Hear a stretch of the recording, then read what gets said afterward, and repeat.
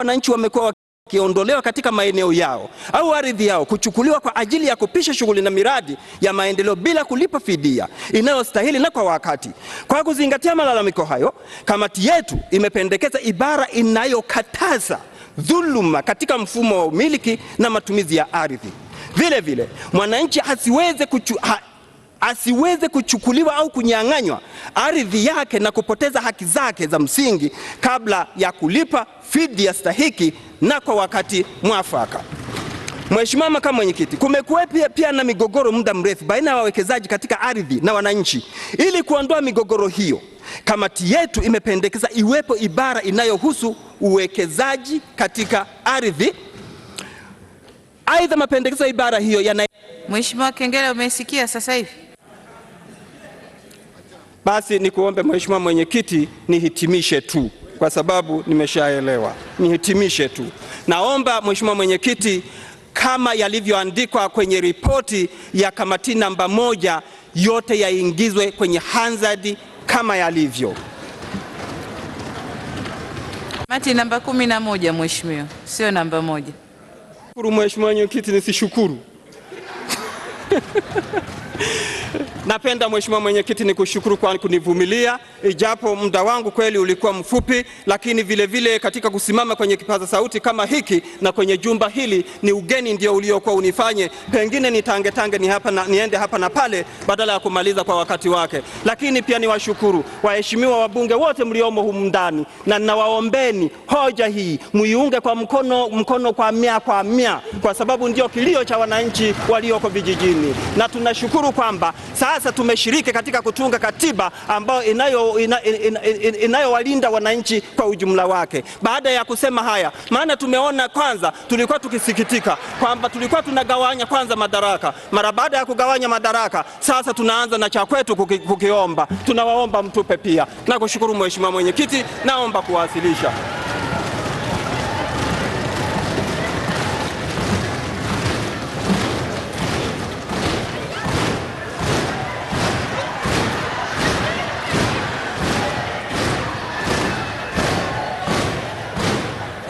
Asanteni waheshimiwa wajumbe. Waheshimiwa wajumbe, nashukuru kwamba tumemalizia kwa miondoko ya kukandamiza.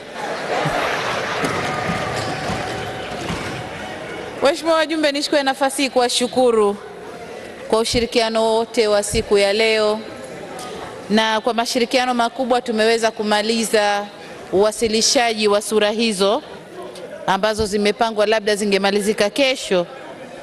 Naomba utulivu. Zilipangwa zimalizike kesho, lakini tumemaliza leo kwa ushirikiano wenu. Mheshimiwa Lwanji, Mheshimiwa Salama Abud Talib, halafu Mheshimiwa Desiderius Mipata. Naomba mtulie ili ninyi, kwa sababu nimetaja orodha ndefu, basi ujijue kwamba unaingia. Kwa mfano Mheshimiwa Dovutwa sasa nimuona hivi punde, yupo. Basi vizuri. Haya, tunamuita sasa Mheshimiwa Makeresi ya Power, Captain Komba atafuata, na baada ya hapo Mheshimiwa Dovutwa.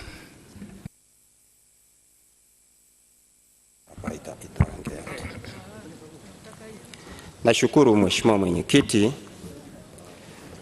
Nakushukuru sana kwa kunipa fursa asubuhi ya leo nami nipate kuchangia machache kuhusiana na mchakato mzima wa katiba tunaoendelea nao tangu mwezi wa pili mpaka leo tena. Lakini niende moja kwa moja kwenye masuala muhimu ambayo bunge lako tukufu limeendelea nayo. Mheshimiwa Mwenyekiti, nami nataka nisisitize jambo muhimu kwamba bunge lako tukufu limesheheni watu mbalimbali, wenye kada mbalimbali na wenye matabaka mbalimbali. Kule nje kuna wenzetu ambao wametoka humu ndani ambao wanasema kwamba wao ni wawakilishi wa wananchi halisi, lakini tuliomo humu na sauti inayosikika ndani ya bunge lako tukufu ni ya raia wa kawaida. Nani mfugaji, nani mkulima, naweza kuvua samaki pia, kwa sababu naishi katika mazingira hayo. Kwa hali hiyo, bunge lako tukufu linabeba raia wa kawaida kabisa ambao wamo ndani ya bunge lako tukufu, wanaendelea kuitunga katiba hii. Si hivyo tu, bali raia wa kawaida wanawasilisha matatizo yao halisi yanayowasibu uraiani. Kwa maana hiyo, katiba inayopendekezwa ina mkono wa raia wa kawaida. Niwaambie raia wenzangu mlioko nje mnaotusikiliza na kututazama, muamini wazi kabisa kwamba katiba inayopendekezwa ni ile inayogusa maisha yenu ya kila siku, yakiwemo swala la ardhi. Wafugaji na wakulima, migogoro yao itatuliwe ndani ya katiba hii. Wavuvi pia wametazama kwa kiwango kikubwa. Swala la elimu ambalo sisi tuliko huko tuna mtazamo wa elimu kidogo, lakini ndani ya bunge hili katiba tumeipendekeza kwamba elimu ya lazima iwe ni ya form 4 badala ya sasa ambao ni ya msingi. Kulikuwa na pendekezo la kumpata kiongozi mwenye elimu ya form 4. Hili raia wa kawaida tulilipigia kelele, tukasema kwamba huwezi ukaweka kizingiti cha kugombea kwa kigezo cha elimu ya kiwango fulani, wakati huo huo umeweka kizingiti cha kuipata elimu hiyo iishie sehemu fulani tu. Tuliomba kwamba ili mgombeaji awe na sifa ya kuwa lazima awe na elimu ya form 4, elimu ya form 4 iwe ya lazima na ni bure, ifundishwe, ilipiwe na serikali. Ndipo pale mtu unaweza ukamhukumu ya kwamba kwa kuwa hukufika form 4 huna nafasi ya kugombea nafasi, kwa sababu ni uzembe wako. Elimu ile ilikuwa bure, lakini hukutaka, kwa maana hiyo wewe ni mzembe. Hiyo ingekuwa inaleta mantiki. Na hili tumekubaliana kimsingi kwamba lazima tuende kwanza na mipango halali ya kiserikali na sera zake, kwamba elimu ya lazima ni ipi, ndipo pale pale tunaweka sifa ya uongozi, kuchagua na kuchaguliwa. Jambo jingine, Mheshimiwa Mwenyekiti, ni shukuru sana bunge lako tukufu na kamati zote 12 isipokuwa kamati 3 ambazo hazikuona umuhimu wa ardhi, lakini ninao imani wabunge wote tuliomo ndani sasa, kila mmoja anapofika kuzungumzia swala la ardhi anakubaliana kimsingi kwamba hiyo ndio rasilimali ya msingi ya raia wote. Kwa maana hiyo, ninao imani katika katiba yetu tunayoipendekeza, sura ya ardhi, mgawanyo wa ardhi wa makundi yote yanayohitaji kuitumia ardhi utawekwa bayana. Ninao imani tiba ya migogoro ya wafugaji na wakulima na watumiaji wengine wa ardhi yatakuwa yameisha, kwa sababu hakutakuwa na sababu tena ya kutopatiwa makundi hayo ardhi wakati ardhi imewekwa kikatiba. Lakini pia nizungumzie swala la TCD, makubaliano ya TCD. Wenzetu walioko nje wanapiga kelele ya kwamba ndani ya bunge hili haitungwi katiba, na ndio maana wametoka. Wanadai kwamba kila kitu kilichopendekezwa ndani ya rasimu ya katiba kimetupwa na bunge lako tukufu. Mheshimiwa Mwenyekiti, ni jambo la kusikitisha sana.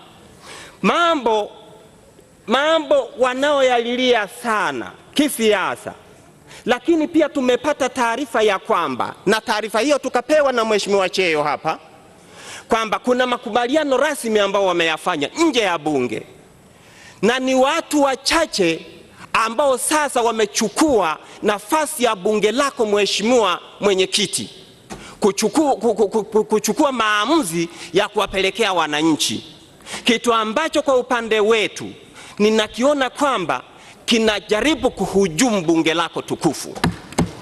Mfano, makubaliano ambayo wameyafikia pale nakuta ni makubaliano ya mambo mane.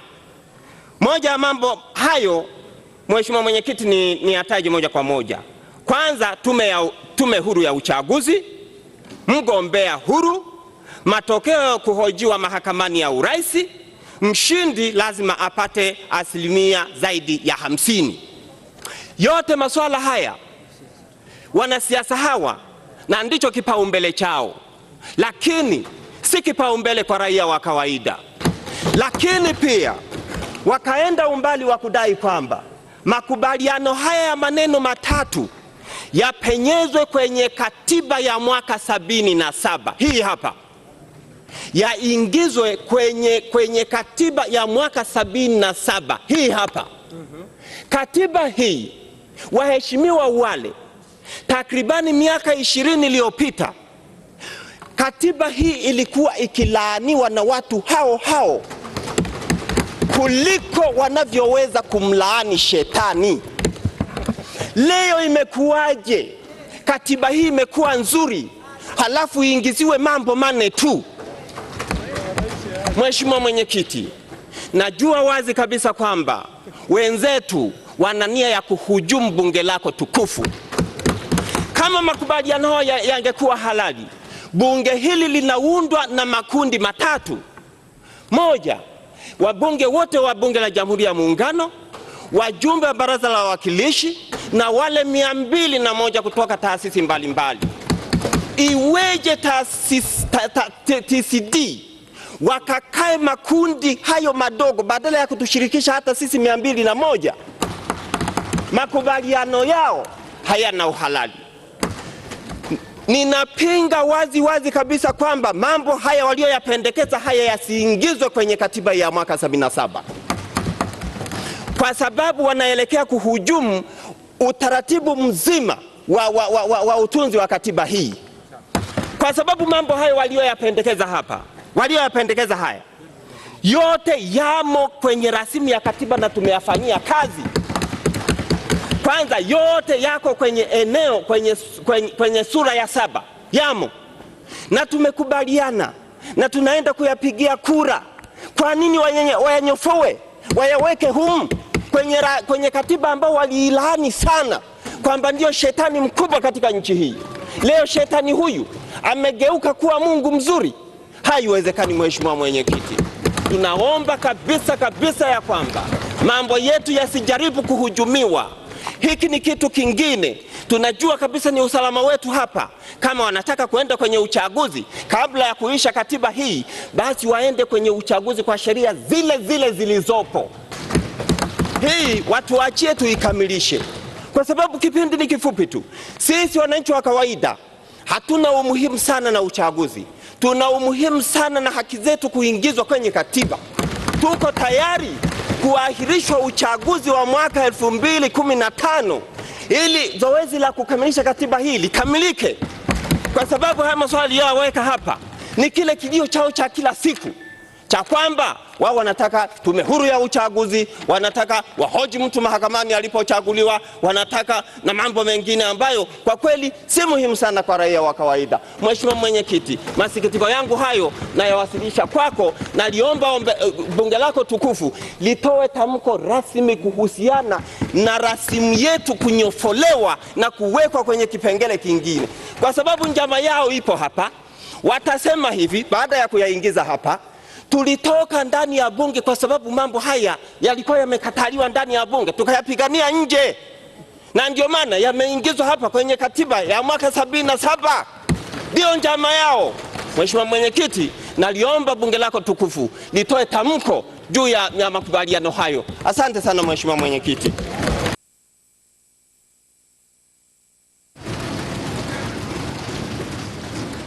Asante sana Mheshimiwa Makeresia Power, umetusaidia sana.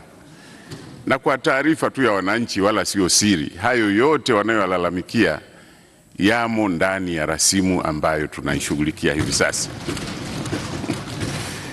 Basi tunaendelea.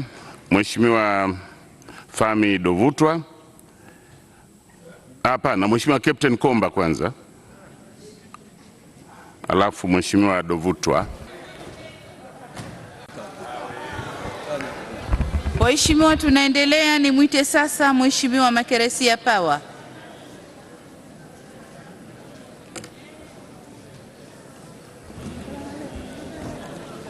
Nashukuru Mheshimiwa Mwenyekiti, nami napenda kukishukuru kiti chako kwa dhati kabisa kwa kunipa fursa asubuhi hii kutoa mchango wangu kuhusiana na mambo mbalimbali ambayo tumeyajadili kwa muda mrefu katika bunge lako tukufu na kwenye kamati zetu mbalimbali na kuyapitisha.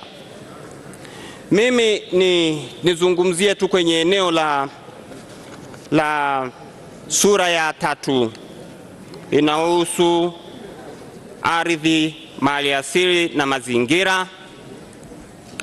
Nishukuru kwa kiwango kikubwa kwamba swala la ardhi kwa mara ya kwanza katika nchi ya Tanzania na katika katiba ya Tanzania limetambuliwa rasmi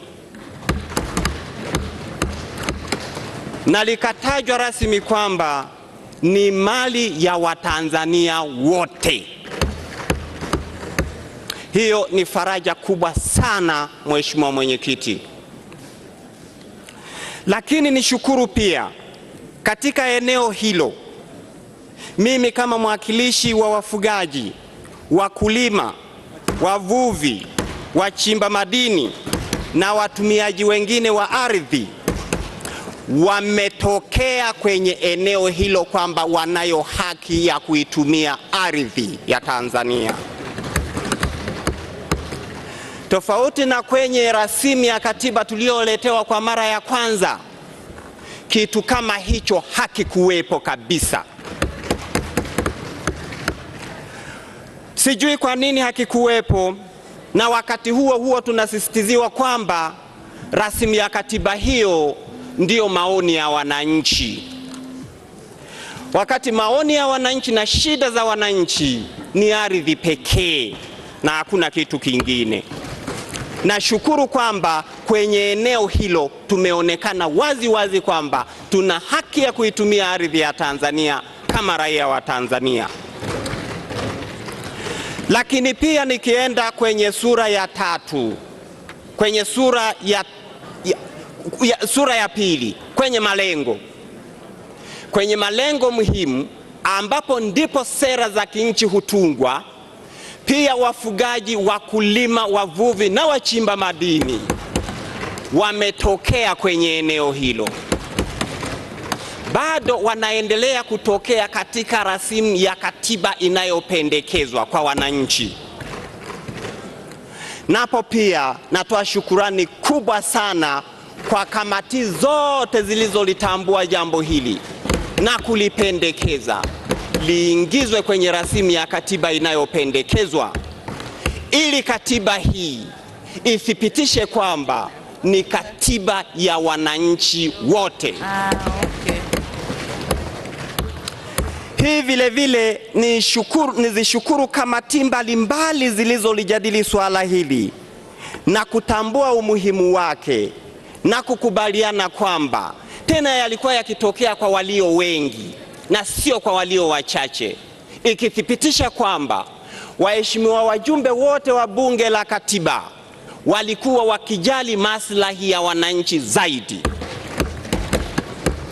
Lakini pia nikienda kwenye sura ya 5 ambako kuna haki za binadamu, nako vile vile ninayo imani kubwa kwenye kamati yetu ya uandishi, haki za wafugaji, wakulima, wavuvi na wachimba madini pia itatokea. Ninao imani kubwa sana juu ya swala hilo, kwa sababu mara baada ya kutoka kwenye kamati zetu kwa mara ya kwanza, kamati 9 zilikuja na swala hilo zikilisisitiza kwa uzito wake. Lakini pia tuliporudi kwenye uhakiki wa katiba iliyopendekezwa, kamati 6 zilirudi tena kwa uzito mzito zaidi kuliko kwa mara ya kwanza. Naamini kwamba hili swala kwenye haki za binadamu, wafugaji, wakulima, wavuvi, wachimbaji madini watatokea.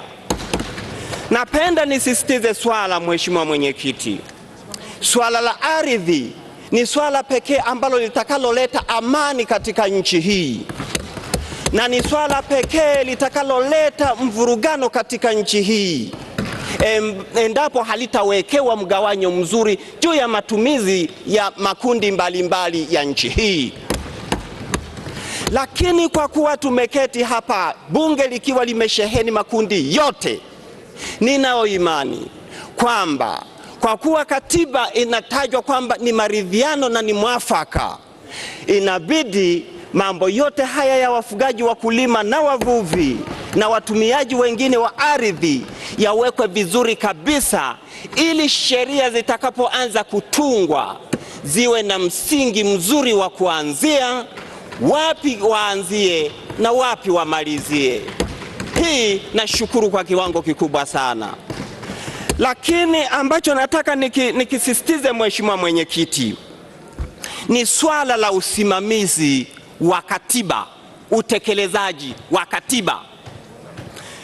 Imeonyesha, Mheshimiwa Mwenyekiti, ya kwamba katiba yetu pamoja na uwepo uzuri wake ya mwaka 77, kuna vipengele mbalimbali wasimamizi wetu waliokula kiapo kwa ajili ya kuilinda, kuitetea na kutekeleza yaliyomo ndani ya katiba, inaonyesha kwamba yanaonyesha ulegelege.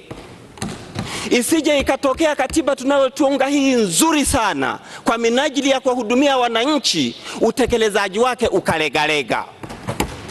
Mfano mzuri nataka niseme tu kwamba katiba ya mwaka 77 ibara ya 20 kuna eneo moja zuri linalosema kwamba chama chochote kitakachoonyesha mrengo wa kupigania eneo moja tu la Jamhuri ya Muungano wa Tanzania, chama hicho kitakuwa kimepoteza sifa ya kuwa chama cha kisiasa nchini Tanzania. Lakini tunashuhudia kwa sasa kuna vyama vinapigania maslahi fulani katika upande fulani wa Jamhuri ya Muungano wa Tanzania.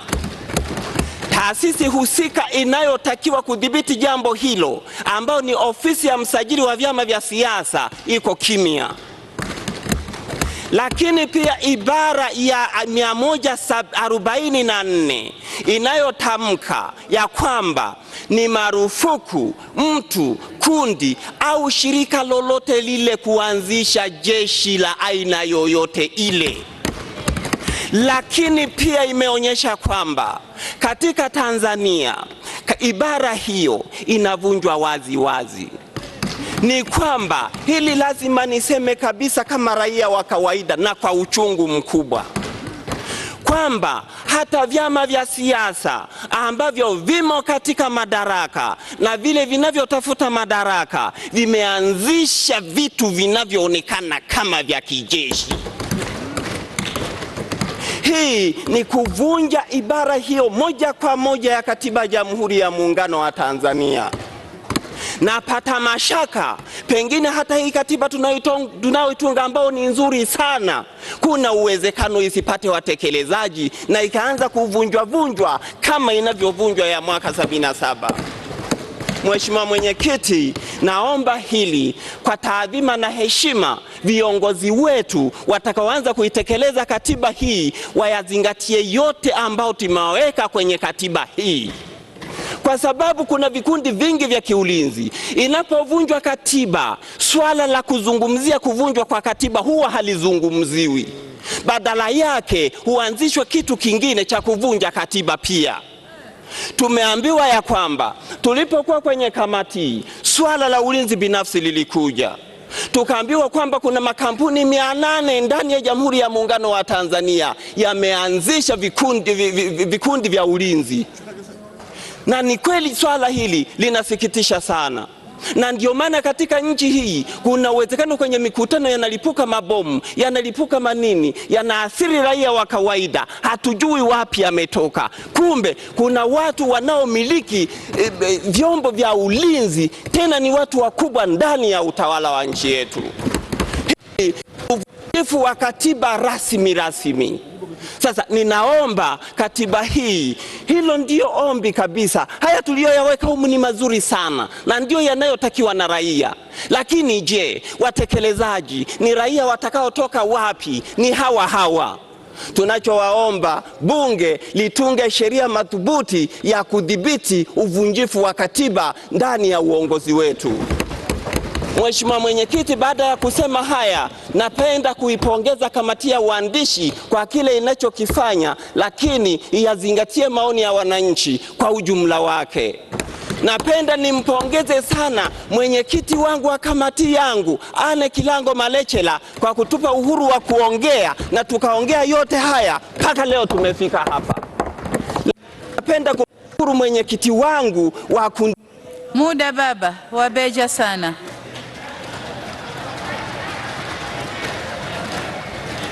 Mheshimiwa Mwenyekiti, wabeja baba, wabeja sana.